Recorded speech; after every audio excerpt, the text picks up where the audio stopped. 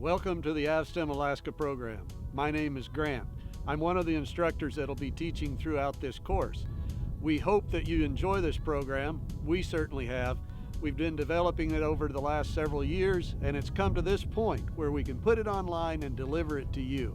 Hey, my name's Barney and I'm your other instructor.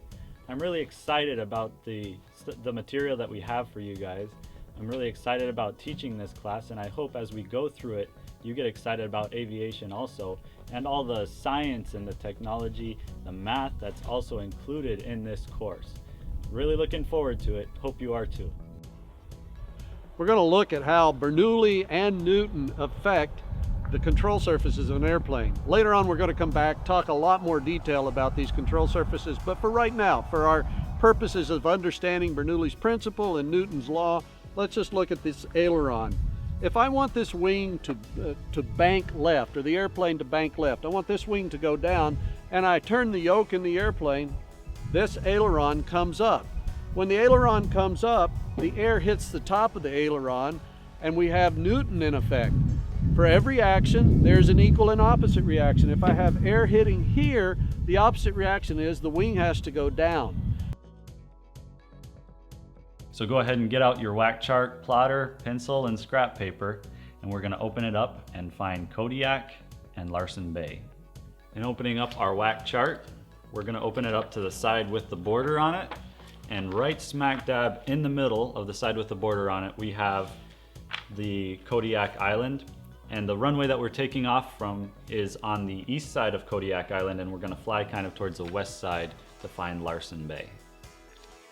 So our first order of business is to find our distance, and remember, when measuring the distance you want to use nautical miles and whack. What I'm going to do is I'm going to place, since I can see through this plotter, I'm going to place the 0 line right over Larsen Bay, and you can get a really good measurement of the distance. Launching the Tumblewing glider is the first step in getting it to fly in the updraft that you're going to create. So Barney's going to demonstrate how to launch it. First of all, hold it above your head with a little bit of an angle down and just release it. Don't push it forward, just let it go and it'll start tumbling. Once it starts tumbling, you catch it in the updraft of your cardboard and you walk at its speed.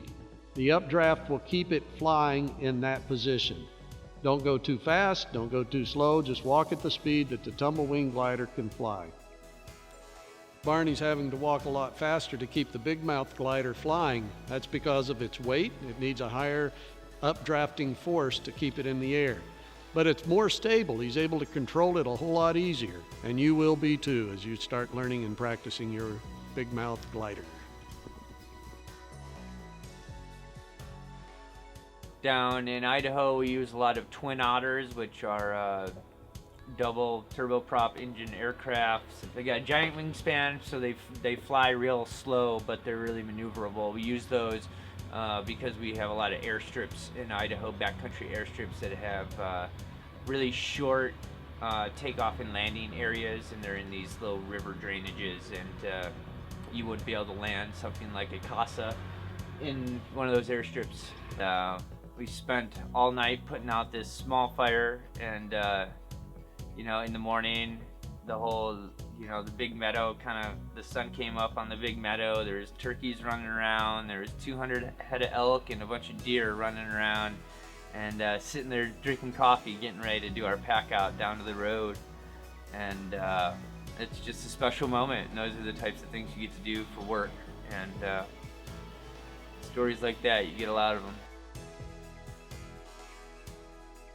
You'll notice that on this aircraft we have our datum still right here on the firewall, and our main landing gear is back from the firewall. So that would give us a positive number if we measure from our datum back towards our main landing gear. And you can see it progressing all the full length of the wing. There's a stall, wing drops down. Recovery is made as airflow starts over the wing again. Okay. Now I'm gonna pull my throttle all the way back because I'm a little bit high. Let my airspeed drain off. Have all my flaps down. There it's at 60. I don't want to go any lower than 60 until I'm right above the runway. This is a 1967 Cessna 150, a really nice airplane that history is that it has been used as a trainer for most of its life, and it's been a very good airplane. We have several instruments that are different in this airplane than in the RV-10. Am I going to have enough fuel? That's a gnawing question in the gut of a pilot who's flying over a wilderness area. You don't want to have that question. You want to be able to know that you're going to have enough fuel. So, to do that problem, we just take the distance, and we'll use 150 miles again,